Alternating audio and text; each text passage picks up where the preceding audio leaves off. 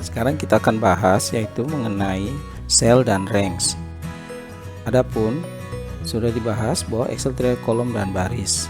Pertemuan antara kolom dan baris itu dikenal dengan nama sel. Contoh di sini adalah kolom C dan baris 3, sehingga sel ini disebut dengan nama sel C3. C itu kolom, 3 itu adalah baris. Nah, bisa kita lihat pada name box tertulis C3.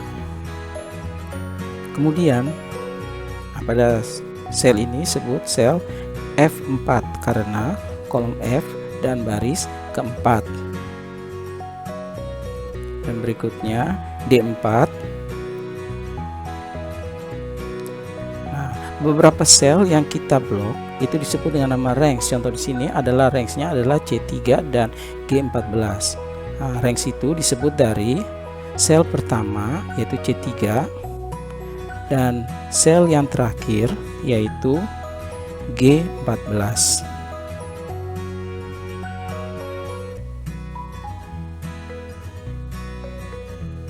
Nah, selain itu range ini adalah beberapa sel yang kita blok atau kita pilih dapat kita tulis pada name box dengan menggunakan titik ganda atau titik 2. Contoh di sini misalnya saya ketik C3 titik 2 G14, kemudian saya tekan enter.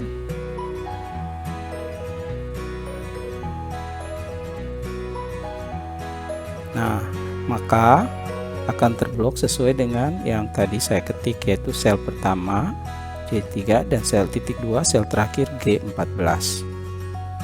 Itu cara membuat sel pada name box. Selain itu, range itu yang disebut dengan nama range. Selain itu, range juga bisa kita beri nama, bukan saja range tapi juga sel. Dalam hal ini range saya beri nama C3 sampai G14, tapi saya ganti namanya menjadi latihan 1. Dan perlu diingat, memberi nama range tidak boleh menggunakan spasi. Nah, ini latihan, bisa juga latihan underscore 1 apabila menggunakan spasi diganti dengan underscore.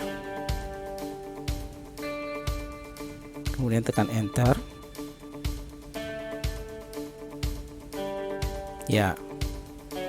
Nah, ini nanti saya ketik pada name box latihan underscore 1, maka akan range tersebut akan ditunjukkan.